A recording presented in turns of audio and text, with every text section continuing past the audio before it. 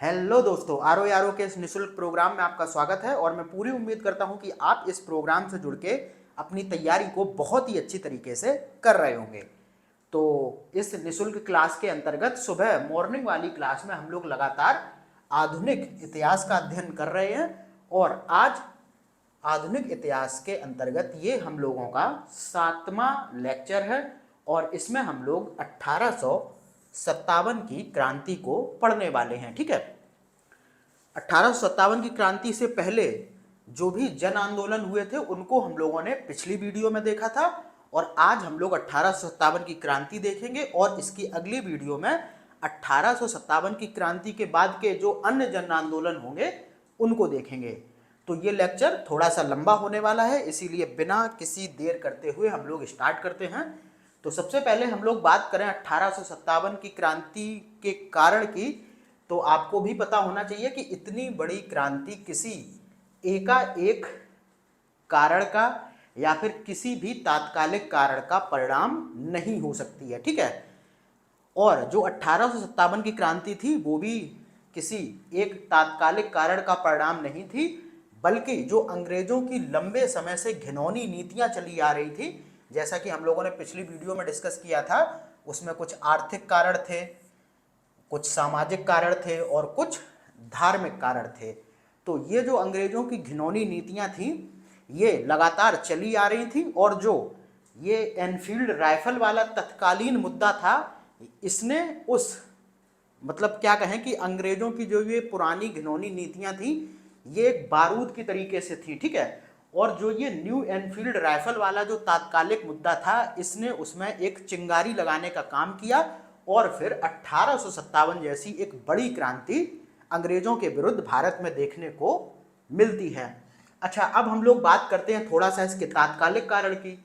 तो तात्कालिक कारण ये था कि न्यू एनफील्ड राइफल को अंग्रेजी सेना में शामिल किया गया था। ठीक है, और अंग्रेजी सेना में उस समय पर जो भारतीय हिंदू थे और जो भारतीय मुसलमान थे वो भी काम करते थे।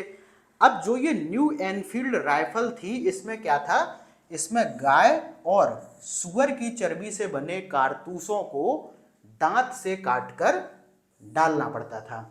ठीक है, अब देखो गाय और सुअर, तो इससे क्या हुआ, इससे जो हिंदू और मुस्लिम सिपाही थे उन दोनों की भावनाएं आहत हो गई और वो भड़क गए। ठीक है, और एक क्वेश्चन यहां से ये भी पूछा जाता है कि न्यू एनफील्ड राइफल को कब शामिल किया गया था। तो न्यू एनफील्ड राइफल को अंग्रेजी सेना ने दिसंबर 1856 में पुरानी ब्राउन बेंस बंदूकों के स्थान पर शामिल किया था। ठीक है, पहले कौन सी बंदूकें यूज होती थी ब्रिटिश सेना में, पुरानी ब्राउन बेंस। ठीक है, और उसकी जगह पर दिसंबर 1856 में न्यू एनफील्ड राइफल को शामिल किया गया और उसमें क्या था, गाय और सुअर की चर्बी से बने कारतूसों का प्रयोग होता था और उन कारतूसों को दांत से काटकर डालना पड़ता था और इससे हिंदू मुस्लिम आहत हो गए और 1857 जैसी क्रांति भड़क उठी। अब देखो सबसे पहले क्या हुआ, 29 मार्च 1857 को बैरकपुर छावनी के एक सिपाही थे, कौन, मंगल पांडे। इन्होंने क्या किया, इन कारतूसों का प्रयोग करने से मना कर दिया और विरोध किया, और विरोध में क्या किया इन्होंने, लेफ्टिनेंट बाग और जो मेजर सार्जेंट था उसकी हत्या कर दी। ठीक है, और ये जो मंगल पांडे थे ये आपको ध्यान रखना है कि ये 34वीं बंगाल नेटिव इन्फेंट्री में सिपाही थे। तो इनके बारे में दोनों चीजें पूछी जाती हैं, ये किस छावनी में थे, तो बैरकपुर छावनी, और किस इन्फेंट्री में थे, तो 34वीं बंगाल नेटिव इन्फेंट्री। तो अब देखो मंगल पांडे ने कारतूसों के प्रयोग के विरोध में अपने लेफ्टिनेंट बाग और मेजर सार्जेंट की हत्या कर दी और इस हत्या के बाद क्या हुआ कि 8 अप्रैल 1857 को मंगल पांडे को क्या किया गया, फांसी दे दी। और जैसे ही इनको फांसी दे दी उसके तुरंत बाद एक क्रांति का माहौल स्थापित हो गया। ठीक है, अच्छा, एक चीज और ध्यान रखना है कि जब मंगल पांडे ने बैरकपुर में लेफ्टिनेंट बाग और मेजर सार्जेंट की हत्या की थी, इस समय बैरकपुर में John Bennett Hearsey British commanding officer था। ये क्वेश्चन पूछा जा चुका है कि मंगल पांडे के समय में बैरकपुर में ब्रिटिश कमांडिंग ऑफिसर कौन था, तो जॉन बेनेट हेरसे। ठीक है, अब देखो क्रांति का माहौल बन गया जैसे ही मंगल पांडे को फांसी दी गई। 8 अप्रैल 1857 की जो तिथि है वो आप लोग याद रखें, क्योंकि बहुत बार पूछा जा चुका है कि मंगल पांडे को कब फांसी दी गई थी। तो एग्जैक्ट डेट 8 अप्रैल 1857। ठीक है, अब देखो आगे बढ़ो, क्रांति का माहौल तैयार हो गया। तो अब देखो फांसी कब दी गई थी, 8 अप्रैल 1857 को। उसके बाद देखो विद्रोह की जो वास्तविक शुरुआत थी वो हुई कब, 10 मई 1857 को। ये क्वेश्चन पूछा जा चुका है कि 1857 के विद्रोह की वास्तविक शुरुआत कब हुई थी, तो 10 मई 1857 को। अब क्या हुआ इस विद्रोह में कि जो मेरठ थे, मेरठ में जो सैनिक यानी कि जो भारतीय सैनिक ब्रिटिश सेना में थे, उन सैनिकों ने क्या किया, अंग्रेज अधिकारियों की हत्या की, बाद दिल्ली में लाल किले पर पहुंचे और लाल किले पर पहुंचकर उन्होंने क्या किया, बहादुर शाह जफर को भारत का सम्राट व विद्रोह का नेता स्वीकार किया। तो 1857 के विद्रोह की वास्तविक शुरुआत 10 मई 1857 को हुई और इस दौरान जो मेरठ में भारतीय सैनिक थे जो ब्रिटिश सेना में काम कर रहे थे, उन लोगों ने सबसे पहले अपने अंग्रेज अधिकारियों की हत्या की और हत्या के बाद वो दिल्ली की ओर बढ़े और दिल्ली पर कब्जा किया और लाल किले पर पहुंचकर उन्होंने मुगल सम्राट उस समय जो थे वो थे बहादुर शाह जफर, इनको भारत का सम्राट और विद्रोह का नेता बना दिया। ठीक है, अब थोड़ा सा देख लेते हैं कि इस समय पर ब्रिटिश जो पूरा सिस्टम था उसमें कौन कौन था। तो 1857 के विद्रोह के समय हम देखें तो भारत का गवर्नर जनरल कौन था, लॉर्ड कैनिंग था। इस तरीके के क्वेश्चन बहुत पूछे जाते हैं। ठीक है, तो 1857 के समय भारत का गवर्नर जनरल कौन था, लॉर्ड कैनिंग था।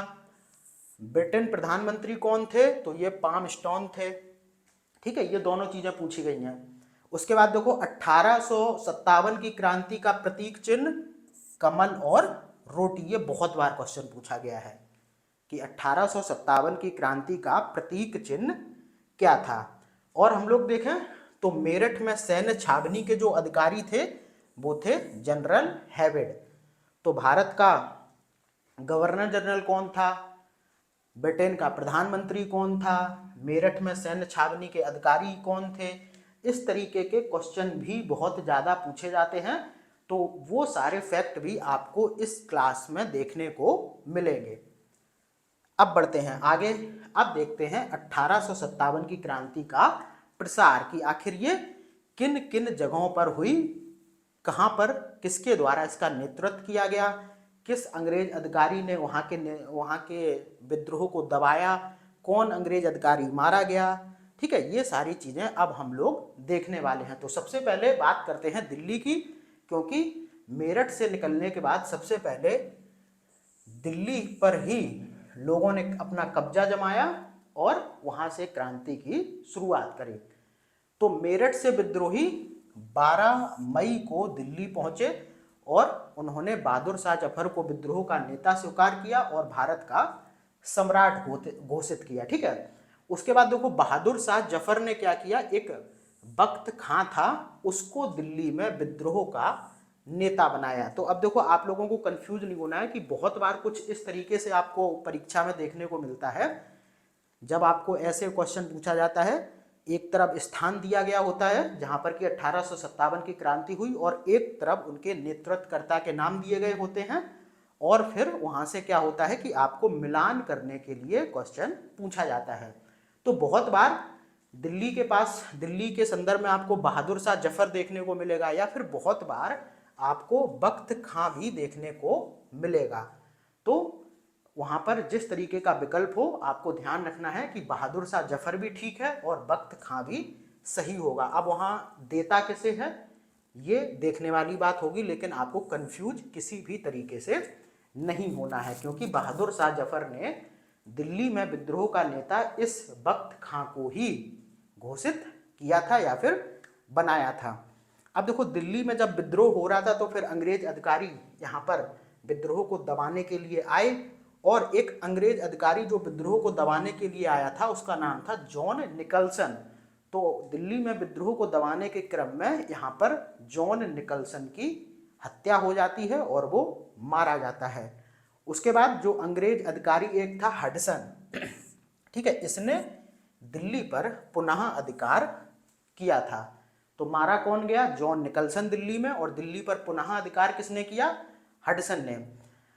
उसके बाद एक और क्वेश्चन पूछा जाता है कि 1857 की क्रांति के दौरान अंग्रेजों ने सबसे पहले पुनः अधिकार कहां पर किया था? तो दिल्ली पर ही किया था। ठीक है, अब देखो, जब दिल्ली पर अधिकार कर लिया तो अंग्रेजों ने बहादुर शाह जफर को गद्दी से हटा दिया और उन्हें क्या किया? गिरफ्तार करके रंगून निर्वासित कर दिया।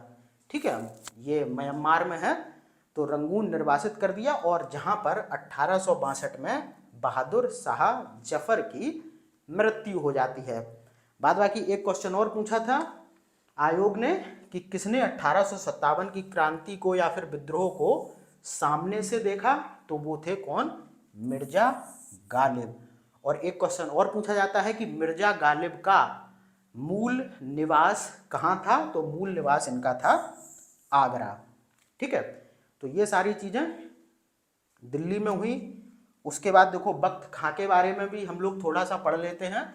तो 1857 के विद्रोह के दौरान बहादुर शाह जफर ने क्या किया था? दिल्ली में बख्त खां को विद्रोह का नेता घोषित किया और उसे साहब ए आलम बहादुर का खिताब या फिर उपाधि दी। तो ये क्वेश्चन भी पूछा जाता है कि बहादुर शाह जफर ने बख्त खां को कौन सी उपाधि दी थी? तो साहब ए आलम बहादुर। अब ये जो बख्त खां था ये एक पख्तून था, ठीक है, अफगान का निवासी, और ईस्ट इंडिया कंपनी में वह सूबेदार के पद पर तैनात था।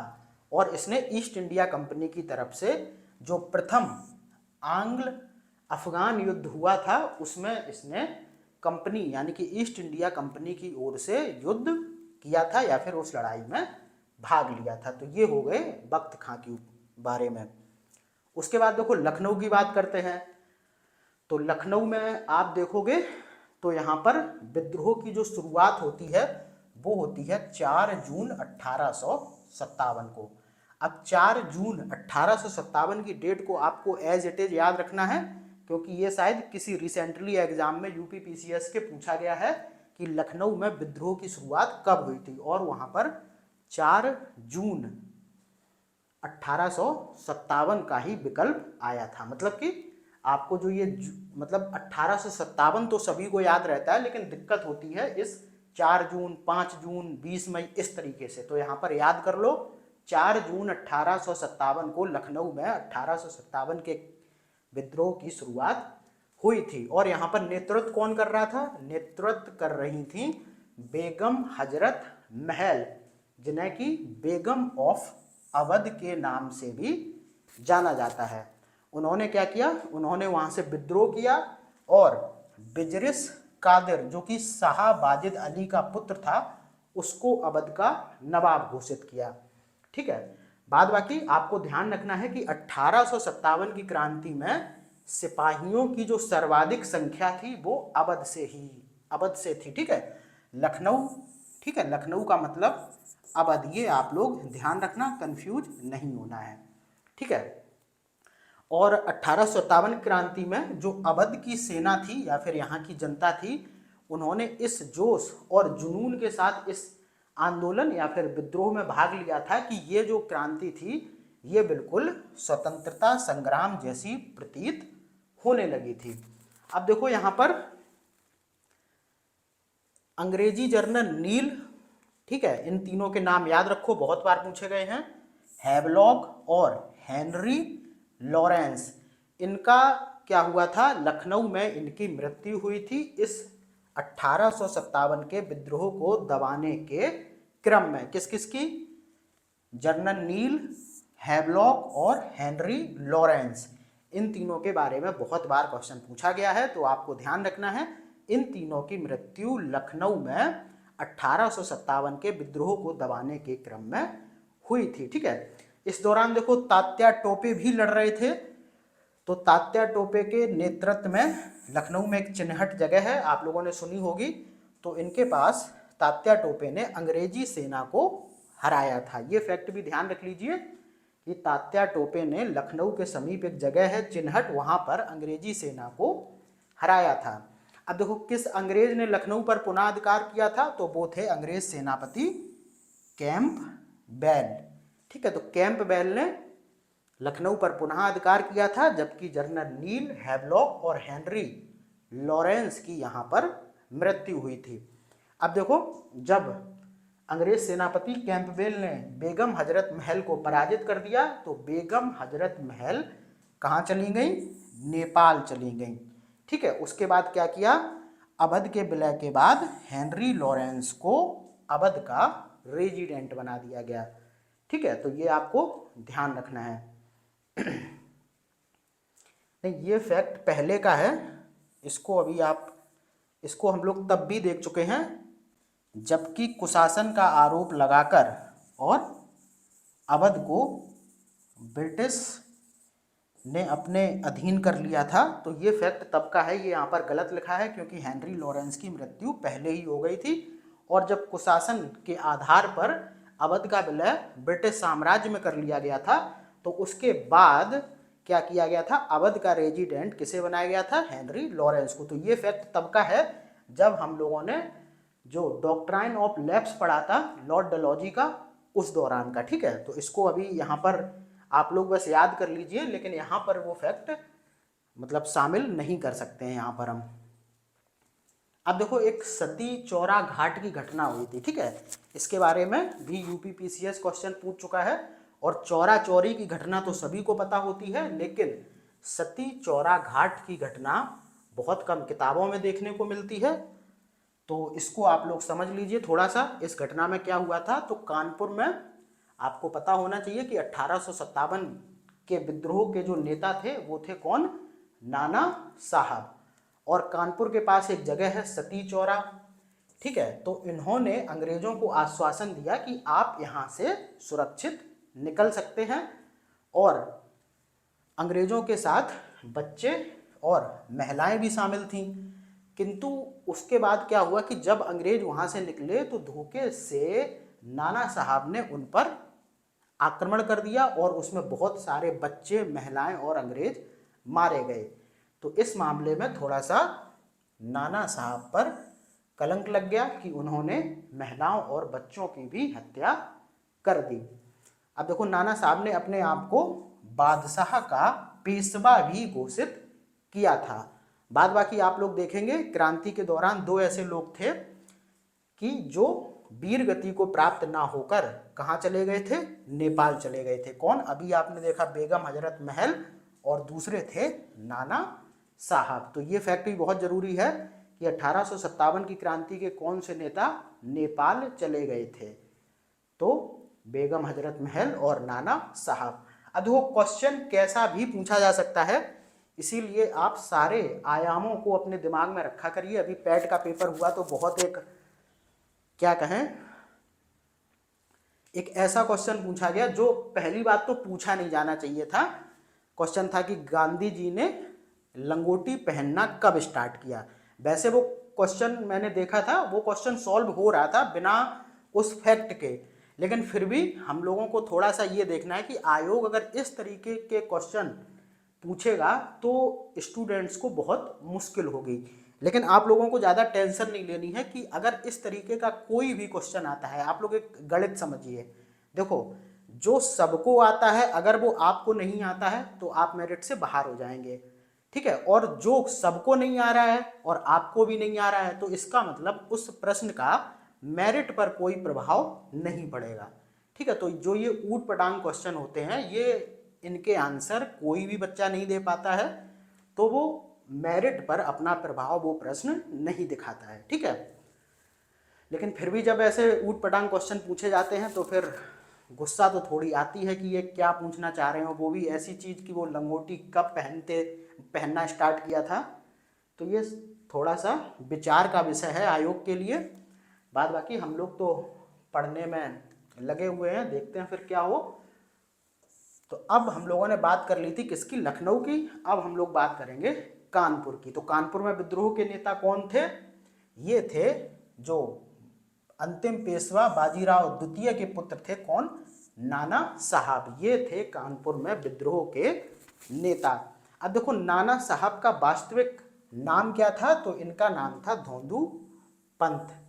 ये बहुत बार पूछा जाता है कि नाना साहब का वास्तविक नाम क्या था? तो नाम था धोंदू पंत। अब उसके बाद देख लो नाना साहब के सलाहकार या फिर सचिव कौन थे? तो ये थे अजीमुल्ला खां। ठीक है। और जो नाना साहब के कमांडर इन चीफ थे वो कौन थे? वो थे तात्या टोपे। अब देखो तीनों क्वेश्चन पूछे जा चुके हैं। ठीक है। नाना साहब का वास्तविक नाम क्या था? धोंदू पंत। नाना साहब के सलाहकार या फिर सचिव कौन थे? अजीमुल्ला खां। उसके बाद नाना साहब के कानपुर में कमांडर इन चीफ कौन थे? तात्या टोपे। तीनों चीजें याद रखिए। तो अंग्रेज सेनापति कैंपबेल था, उसने कानपुर पर पुनः अधिकार किया था। ये वही कैंपबेल था जिसने लखनऊ पर भी पुनः अधिकार किया था। और फिर मैंने आपको ऑलरेडी बता दिया कि नाना साहब पराजित होकर कहाँ चले गए थे? नेपाल में। ठीक है। अब हम लोग थोड़ा सा तात्या टोपे के बारे में भी जान लेते हैं, जो कि कानपुर में नाना साहब के क्या थे? Commander in chief. तो तात्या टोपे का भी वास्तविक नाम क्या था? रामचंद्र पांडुरंग। ये भी बहुत पूछा जाता है कि तात्या टोपे का वास्तविक नाम क्या था? तो रामचंद्र पांडुरंग। तात्या टोपे के जन्म की बात करें तो ये महाराष्ट्र के योला में हुआ था। ठीक है। बाद बाकी इन्होंने अंग्रेजों के विरुद्ध खानदेश और राजस्थान के क्षेत्र में सफलतापूर्वक गुरिल्ला युद्ध का संचालन किया था। लेकिन उनके एक दगाबाज दोस्त थे। कौन? मान सिंह। मान सिंह ने उन्हें धोखे से पकड़वा दिया था और इसके बाद उन्हें शिवपुरी में 1859 यानी कि 1859 में उन्हें फांसी दे दी गई थी। ठीक है। तो ये परिचय था तात्या टोपे का। अब देखो मान सिंह याद रखना है, यहाँ से शिवपुरी याद रखना और 1859 याद रखना। बाद बाकी क्वेश्चन ये भी बना है कि निम्नलिखित में से किसने खानदेश और राजस्थान के क्षेत्र में सफलतापूर्वक गुरिल्ला युद्ध का संचालन किया था? तो ये थे तात्या टोपे, जिनका वास्तविक नाम था रामचंद्र पांडुरंग और इनका जन्म महाराष्ट्र के योला में हुआ था। उसके बाद देखो झांसी की बात करते हैं। तो झांसी में रानी लक्ष्मीबाई यहाँ विद्रोह का नेतृत्व कर रही थी। अब देखो झांसी में विद्रोह की शुरुआत कब होती है? 5 जून 1857 को। और रानी लक्ष्मीबाई यहाँ पे विद्रोह की नेता थी। बाद बाकी रानी लक्ष्मीबाई को थोड़ा सा देखें तो ये गंगाधर राव की विधवा पत्नी थी। ठीक है। और अपने दस्तक पुत्र जो थे इनके दामोदर राव को झांसी की गद्दी ना दिए जाने के विरुद्ध थी और इसीलिए इन्होंने अंग्रेजों के खिलाफ क्रांति का माहौल तैयार किया और 1857 की क्रांति में कूद पड़ी। अब देखो क्रांति के दौरान झांसी की जो रानी थी लक्ष्मीबाई, इनके साथ कौन लड़ रहे थे? तात्या टोपे। ठीक है। तात्या टोपे भी इनके साथ लड़ रहे थे और जो फाइनल युद्ध होता है वो होता है लक्ष्मीबाई और अंग्रेजी जनरल ह्यूरोज के साथ में। खैर रानी लक्ष्मीबाई इस युद्ध में मारी गई, लेकिन ह्यूरोज इनकी वीरता से इतना प्रभावित हुआ था कि उसने कहा था भारतीय क्रांतिकारियों में यही औरत एकमात्र मर्द है।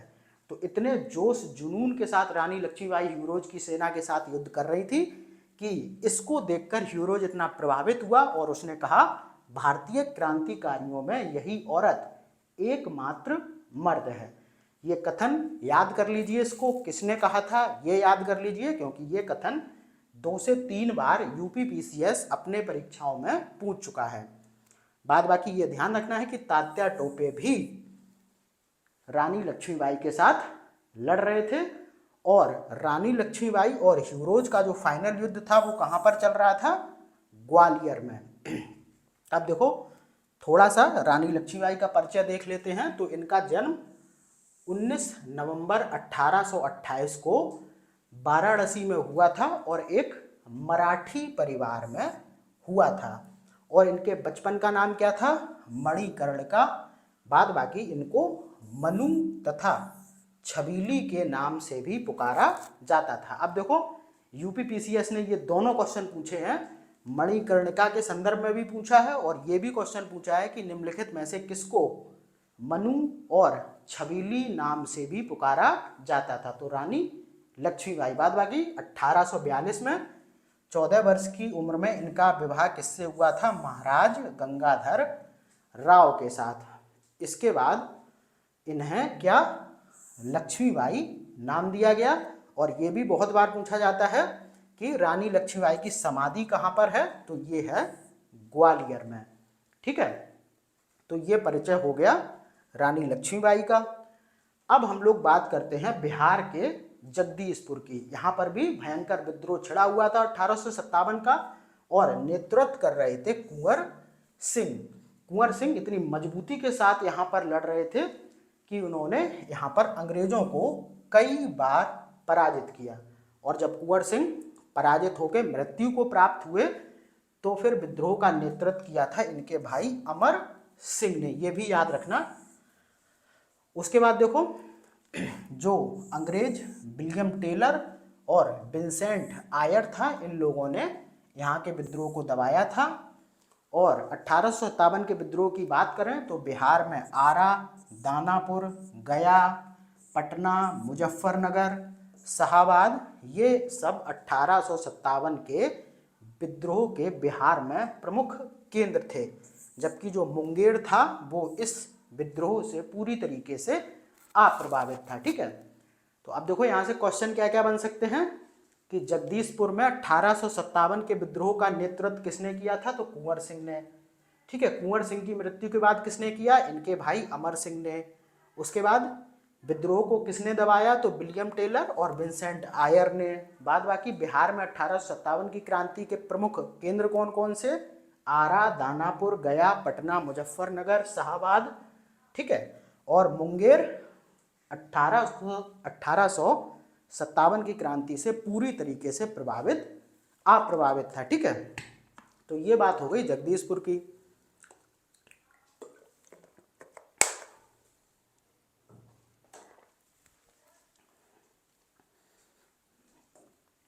अब देखो बात करते हैं इलाहाबाद की। अब देखो इलाहाबाद में विद्रोह का नेतृत्व किसने किया? लियाकत अली ने। ठीक है, और यहाँ के विद्रोह को किसने दबाया था?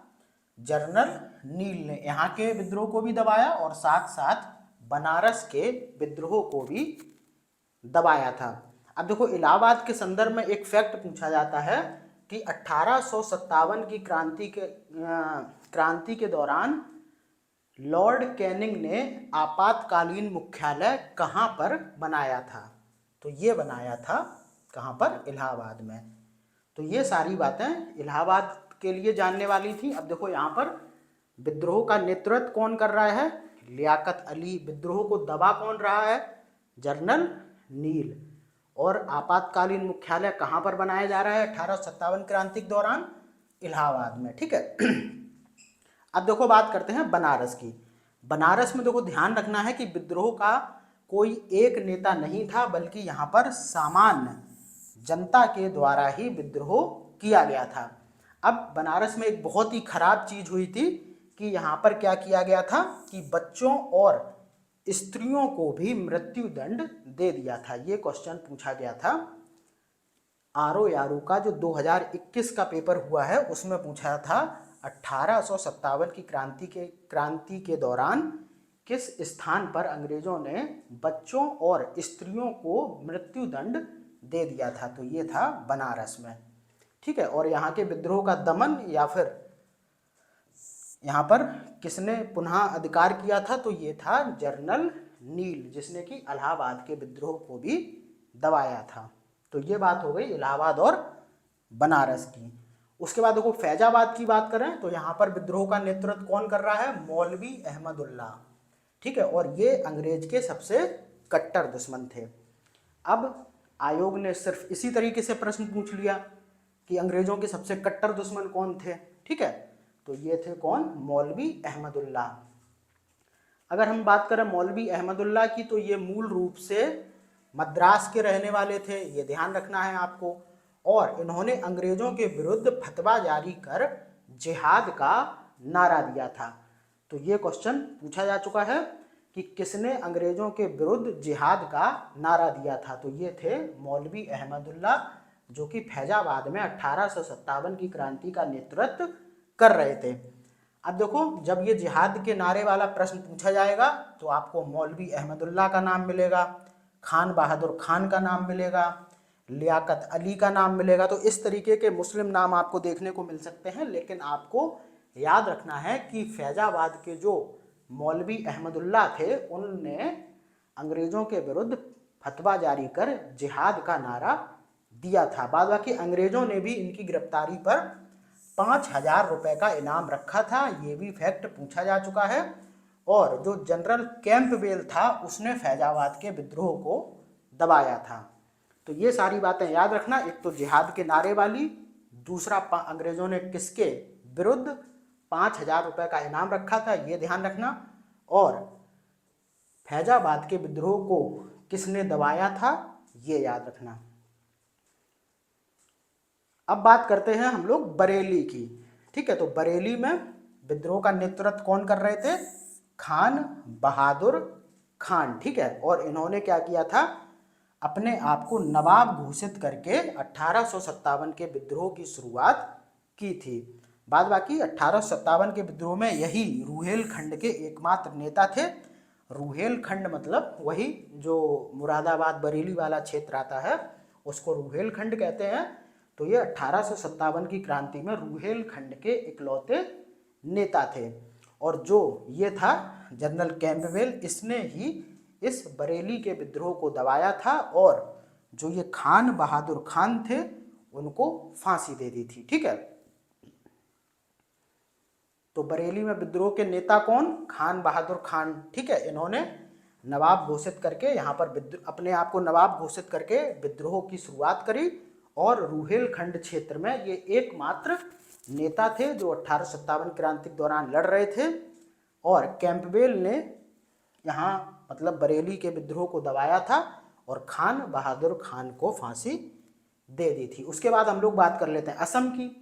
ये कुछ ऐसे क्षेत्र हैं जो आपको मतलब किताबों में भी इनके बारे में नहीं मिलता है, जैसे असम हो गया, बनारस हो गया, राजस्थान हो गया, ठीक है। लेकिन हम लोग इनको भी देख लेते हैं क्योंकि यूपी पीसीएस सभी से क्वेश्चन पूछ चुका है।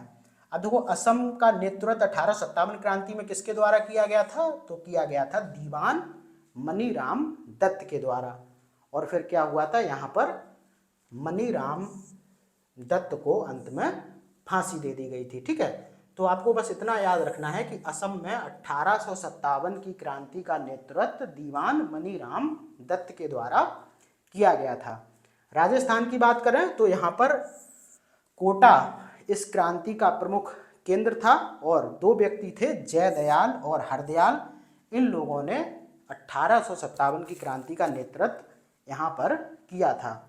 बाद बाकी आंववा के एक ठाकुर कुशल सिंह थे, तो उनने 1857 की क्रांति में अंग्रेजों और जोधपुर की संयुक्त सेना को इस 1857 की क्रांति के दौरान पराजित किया था। तो इनका नाम भी याद रखना, आंववा के ठाकुर कुशल सिंह। इनने क्या किया था, क्रांति के दौरान अंग्रेजों और जोधपुर की जो संयुक्त सेना थी उसे पराजित किया था, ठीक है। तो जयदयाल और हरदयाल का याद रखना।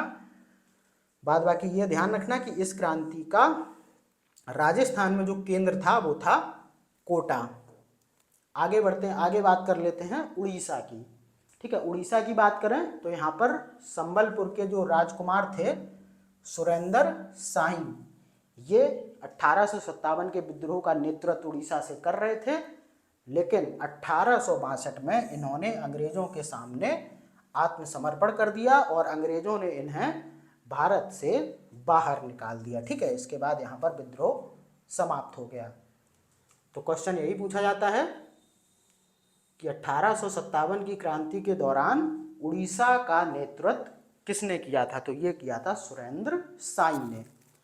ठीक है, ये सारा हो गया मतलब किसके विषय में कि किन किन क्षेत्रों में विद्रोह हुआ था, वहां पर उनके नेतृत्वकर्ता कौन थे, कब शुरुआत हुई वहां पर विद्रोह की, कौन सा अंग्रेज अधिकारी वहां पर मारा गया, किस अंग्रेज अधिकारी ने वहां पर पुनः अधिकार किया, ये सारी चीजें आपने देखी। ठीक है, अब थोड़े से फैक्ट देखते हैं।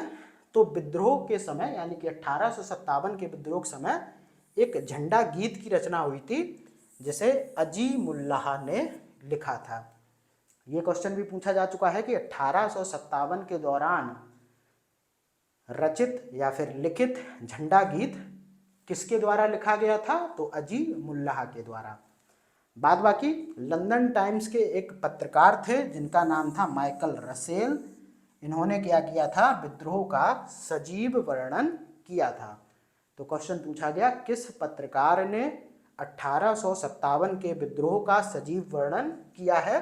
तो ये थे लंदन टाइम्स के पत्रकार माइकल रसेल। अब देखो कि 1857 की जो क्रांति थी आखिर वह असफल क्यों हो गई, तो उनके कारणों पर हम लोग चर्चा करते हैं।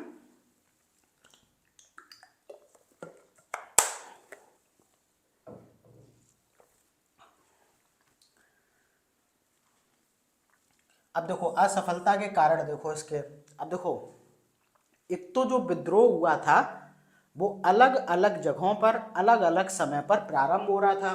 तो सबसे बड़ा कारण यही था कि क्रांति का सभी जगह एक साथ आरंभ ना होना। ठीक है, अगर एक साथ क्रांति आरंभ होती तो अंग्रेजों के ऊपर बहुत ज़्यादा दबाव आ जाता। अब यहाँ पर आप देख रहे होंगे कि एक अंग्रेज अधिकारी बहुत सी जगहों पर जाकर विद्रोह को दबा रहा है और पुनः अधिकार कर रहा है। अब आप खुद सोचिए कि अगर विद्रोह हर जगह पर एक साथ ही स्टार्ट हो जाता तो फिर मामला अंग्रेजों के विरुद्ध बहुत ज़्यादा बिगड़ जाता। लेकिन धीरे धीरे शुरुआत के चक्कर में अंग्रेज अधिकारी एक एक करके पूरे जगहों पर पुनः अधिकार करते चले गए। अब देखो इस बात को अंग्रेजों ने ही खुद कहा है कि विद्रोह में भारतीयों की हार का जो सबसे बड़ा कारण है वो है उनमें योग्य नेतृत्व का ना होना। ठीक है, भारतीयों की तरफ से कोई भी ऐसा एक योग्य नेतृत्वकर्ता नहीं था जो इस पूरे विद्रोह की कमान को अपने हाथों में ले सके। ठीक है, ये सबसे बड़ा कारण था। और इस मामले में जॉन लॉरेंस ने खुद कहा है कि यदि विद्रोहियों में कोई एक भी योग्य नेता होता तो हम सदा के लिए हार जाते। यानी कि अंग्रेज भी इस बात से सहमत हैं कि अगर विद्रोह का कोई एक सशक्त नेता होता, कोई एक ऐसा नेता होता जो बहुत ही बेहतर रणनीति के साथ में सभी जगह पर एक साथ विद्रोह आरंभ करके और पूरी ताकत के साथ लड़ता, तो फिर इस क्रांति का रूप दूसरा होता। और जॉन लॉरेंस क्या कहता है? यदि विद्रोहियों में कोई भी एक योग्य नेता होता तो हम सदा के लिए हार जाते। अब देखो मेरठ से प्रारंभ होकर 1857 क्रांति उत्तर पश्चिम प्रांत, बिहार, मध्य प्रांत के कुछ क्षेत्रों तक ही सीमित थी। अब जैसे आपने ये क्षेत्र देखे, ये आसपास के ही क्षेत्र थे, बनारस, फैजाबाद, इलाहाबाद। उसके बाद आप देखो बिहार में जाओ और इधर चले जाओ तो मतलब 2-3 राज्य ही उसमें शामिल थे। बाद बाकी समूचा दक्षिण भारत, पंजाब, कश्मीर, ये सब इस विद्रोह से अप्रभावित या फिर अछूते रहे।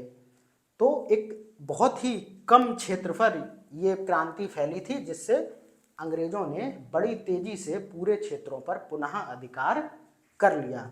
बाद बाकी देखो तो कुछ भारतीय दगाबाज राजा भी थे, जैसे कि ग्वालियर के सिंधिया, इंदौर के होलकर, हैदराबाद के निजाम, पंजाब, मद्रास, बंगाल आदि के जो भी शासक थे उन्होंने क्या किया? इस क्रांति में अंग्रेजों की सहायता करी, उनकी सैन्य सहायता करी। तो इससे भी अंग्रेजों को लाभ पहुंचा और ये 1857 की क्रांति की असफलता के कारण बने। बाद बाकी जो भी भारत के क्रांतिकारी थे उनमें कोई भी सामान्य योजना नहीं थी। ठीक है, केंद्रीय संगठन की कमी थी और एक कारण था कि ब्रिटिश सिपाहियों के पास आधुनिक हथियार थे। अब वही चीज़ है ना कि भारतीय जो थे उनके पास ना तो कोई बहुत आधुनिक हथियार थे, वो तो भाई अपना वही लाठी डंडों से लड़ रहे थे, लेकिन वहीं पर ब्रिटिश सिपाहियों के पास आप देखोगे तो तोप खाने थे, ठीक है, और बढ़िया बंदूकें थीं। तो उनकी वजह से भी 1857 की क्रांति कहीं ना कहीं फेल हो गई।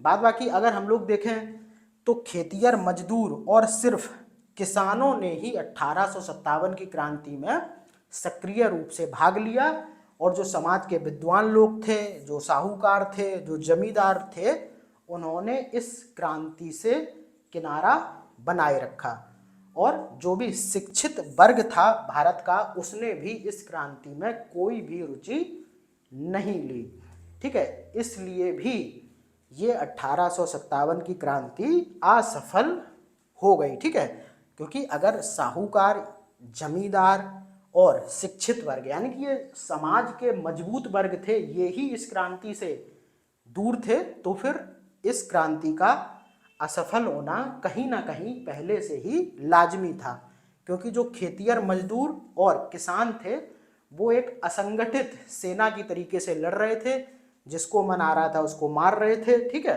तो ये सारी चीज़ें इस क्रांति की असफलता का कारण बनी। तो इनको आप लोग एक बार अच्छी तरीके से देख लीजिए, क्योंकि जब भी कॉन्सेप्चुअल क्वेश्चन बनता है तो यहाँ से प्रश्न पूछे जाते हैं। बाद बाकी ये जरूर ध्यान रखना कि बहुत बार क्वेश्चन ऐसे बनता है कि 1857 की क्रांति के दौरान किन भारतीय राजाओं ने अंग्रेजों का साथ दिया। तो आप इन दगाबाजों के नाम याद रखिए, ग्वालियर के सिंधिया, इंदौर के होलकर, हैदराबाद के निजाम और पंजाब, मद्रास और बंगाल के शासक। आगे बढ़ते हैं। आगे देखो अंग्रेजों ने खुद क्या कहा है सिंधियाओं के संदर्भ में, ये थोड़ा सा देख लेते हैं। 1857 के स्वतंत्रता संघर्ष में ग्वालियर के सिंधिया ने अंग्रेजों की सर्वाधिक सहायता की थी। अब जो यूरोपीय इतिहासकार थे उन्होंने ग्वालियर के मंत्री सर दिनकर राव और हैदराबाद के मंत्री सालार जंग की राजभक्ति की बहुत ही सराहना की है, ठीक है। और इस समय पर लॉर्ड कैनिंग ने कहा था, ठीक है, क्या कहा था, यदि सिंधिया भी विद्रोह में सम्मिलित हो जाएं तो मुझे कल ही बिस्तर गोल करना होगा। अब आप समझ लीजिए कि इन जो दगाबाजों ने अंग्रेजों की सहायता की थी, तो अंग्रेज बाद में क्या कहते हैं कि अगर सिंधिया भी विद्रोह में सम्मिलित हो जाएं तो मुझे कल ही बिस्तर गोल का मतलब होता है कि तुरंत सामान पैक करके भागना, ठीक है।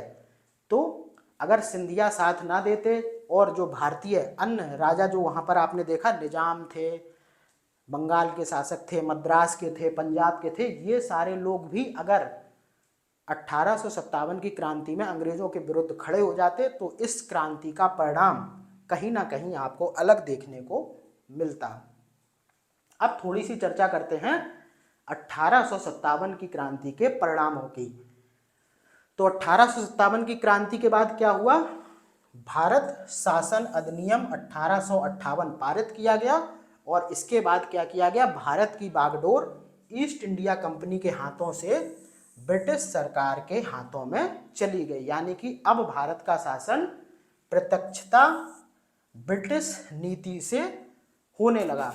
और देखो फिर क्या हुआ, 1858 का एक्ट आप लोग मेरे साथ पढ़ चुके हैं, तो आपको पता होगा कि भारत के गवर्नर जनरल का नाम बदलकर भारत का वायसराय कर दिया, ठीक है। और भारत का प्रथम वायसराय कौन बना, लॉर्ड कैनिंग। उसके बाद देखो इस अधिनियम के द्वारा भारत का राज्य सचिव एक पद सृजित किया गया। ये सारी चीजें हम लोग पढ़ चुके हैं, लेकिन फिर भी मैं दोबारा बता देता हूं। 1858 के एक्ट के द्वारा भारत का राज्य सचिव नामक एक पद सृजित किया गया, और उसके लिए एक 15 सदस्यीय भारत परिषद का गठन किया गया। और इस अधिनियम के द्वारा नियंत्रण बोर्ड और निदेशक बोर्ड को समाप्त कर दिया गया, और जो मुगल सम्राट का पद था उसको भी समाप्त कर दिया गया, ठीक है। और फिर क्या किया गया, महारानी विक्टोरिया ने क्या किया कि जो राज्य हड़पने की नीति थी डलहौजी द्वारा, उसको प्रतिबंधित कर दिया, और जो गोद लेने की प्रथा अंग्रेजों ने समाप्त की थी राजाओं के द्वारा, क्योंकि वो मानते थे जो पुत्र गोद लिया हुआ है उसे आप शासक नहीं बना सकते हैं। तो महारानी विक्टोरिया ने जो प्रतिबंध गोद लेने की प्रथा पर लगाया था उसको भी क्या कर दिया, अनुमति दे दी कि कोई भी शासक गोद लेता है किसी भी बच्चे को और अगर उसको उत्तराधिकारी बनाना चाहता है तो बिल्कुल ही बना सकता है। ठीक है, उसमें कोई भी अंग्रेजी गवर्नमेंट हस्तक्षेप नहीं करेगी। ठीक है, तो ये सारी चीजें हुई। बाद बाकी अंग्रेजों ने एक काम और किया कि देसी राजाओं के साथ मित्रता को बढ़ाने का प्रयास किया।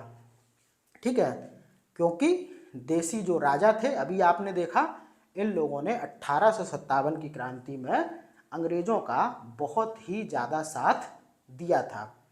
बाद बाकी एक चीज़ और यहाँ से पूछी जाती है कि 1 नवंबर 1858 को महारानी विक्टोरिया की उद्घोषणा को लॉर्ड कैनिंग ने इलाहाबाद में उद्घोषित किया था। तो क्वेश्चन कुछ इस तरीके से था कि महारानी विक्टोरिया ने 1857 क्रांति के दौरान या फिर क्रांति के बाद जो उनकी उद्घोषणा थी उसे कहाँ पर उद्घोषित किया गया था। तो ये किया गया था इलाहाबाद में लॉर्ड कैनिंग के द्वारा। बाद बाकी राज्य हड़पने की जो डलहौजी की नीति थी और दस्तक पुत्र की प्रथा की समाप्ति थी, इन सभी पर प्रतिबंध हटा दिया गया।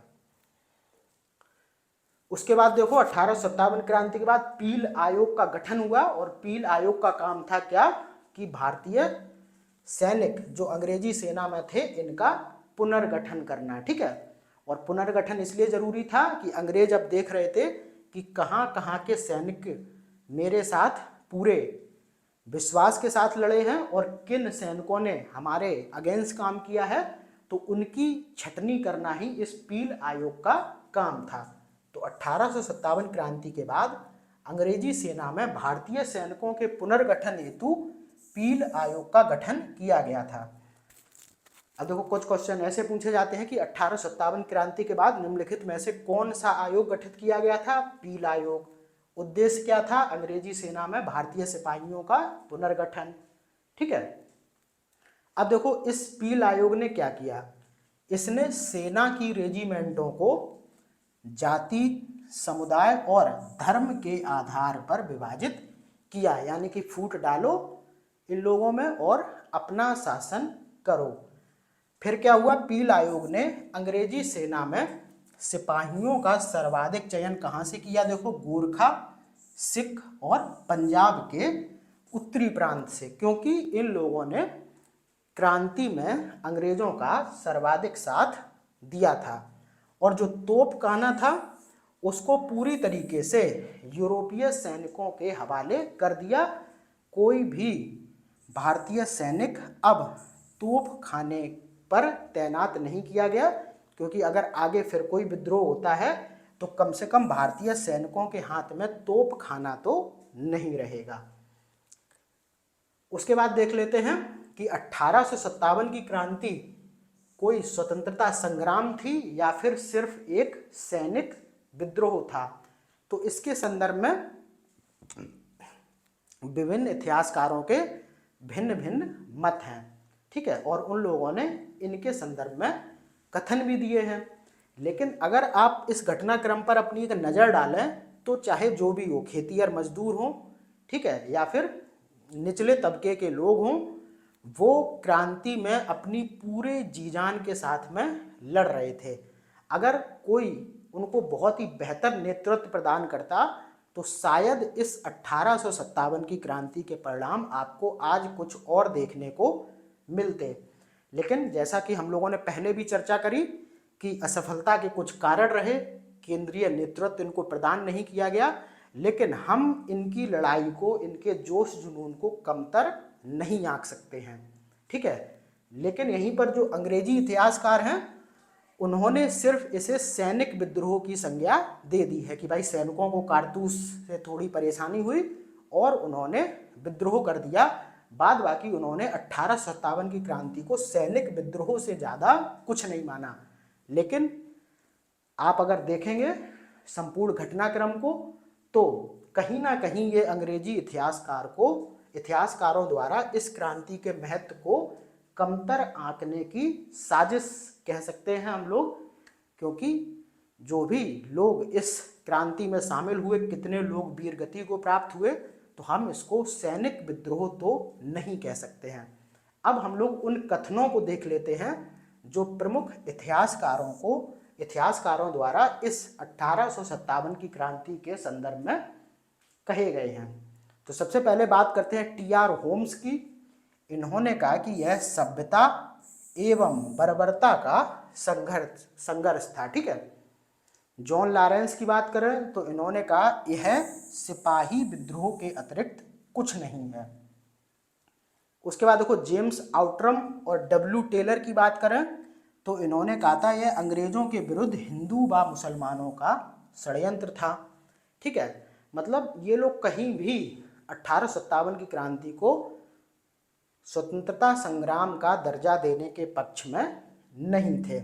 बेंजामिन डिज़रेली की बात करें, यह राष्ट्रीय विद्रोह था ना कि सिपाही विद्रोह, इनने माना है। ठीक है। बेंजामिन डिज़रेली, इनका कथन पूछा भी गया है और इन्होंने इस विद्रोह के संदर्भ में कहा है कि यह राष्ट्रीय विद्रोह था ना कि सिपाही विद्रोह। उसके बाद देखो बी.डी. सावरकर ने 1909 में किताब लिखी थी the Indian war of independence 1857। तो इन्होंने क्या किया कि 1857 की क्रांति को स्वतंत्रता संग्राम की संज्ञा दी है और इसे स्वतंत्रता की पहली लड़ाई बताया। ठीक है। तो इनका नाम आप याद रख लीजिए, बी.डी. सावरकर, विनय दामोदर सावरकर। 1909 में ये किताब लिखते हैं। डेट भी याद रखिए, 1909 में किताब लिखी। किताब का नाम था the Indian war of independence 1857 और इन्होंने 1857 की क्रांति को स्वतंत्रता संग्राम की भी संज्ञा दी और इसे स्वतंत्रता की पहली लड़ाई कहा। उसके बाद देखो एस.एन. सेन, ये 1857 की क्रांति के सरकारी इतिहासकार थे। ठीक है। और इन्होंने पुस्तक लिखी 1857 और इन्होंने इस किताब के माध्यम से बताया कि राष्ट्रीय स्वतंत्रता संघर्ष हम 1857 की क्रांति को नहीं कह सकते, यानी कि इन्होंने 1857 की क्रांति को राष्ट्रीय स्वतंत्रता संघर्ष मानने से इनकार कर दिया। उसके बाद देखो आर.सी. मजूमदार ने क्या कहा। पहले तो इन्होंने पुस्तक लिखी the sepoy mutiny and the revolt of 1857। इस किताब में इन्होंने कहा यह तथाकथित राष्ट्रीय स्वतंत्रता संग्राम ना तो प्रथम, ना ही राष्ट्रीय और ना ही स्वतंत्रता संग्राम था। तो इन्होंने भी इस बात से खारिज हो गई ये, यानी कि इन्होंने इस बात को खारिज कर दिया कि ये 1857 की क्रांति ना तो स्वतंत्रता संग्राम थी, ना ही राष्ट्रीय थी और ना ही स्वतंत्रता संग्राम था।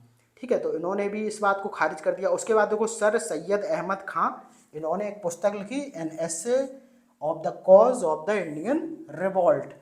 इसमें इन्होंने 1857 की क्रांति को सैनिक विद्रोह कहा। ठीक है। इन्होंने भी इसको सैनिक विद्रोह माना। बाद बाकी एक क्वेश्चन पूछा गया था कि भारतीय भाषा में 1857 की क्रांति के कारणों पर लिखने वाले प्रथम भारतीय कौन थे, तो ये सैयद अहमद खां ही थे। ठीक है। तो बी.डी. सावरकर ने माना है। बाद बाकी ना एस.एन. सेन ने माना भारतीय इतिहासकारों में, ना आर.सी. मजूमदार ने माना और ना सैयद अहमद खां ने माना।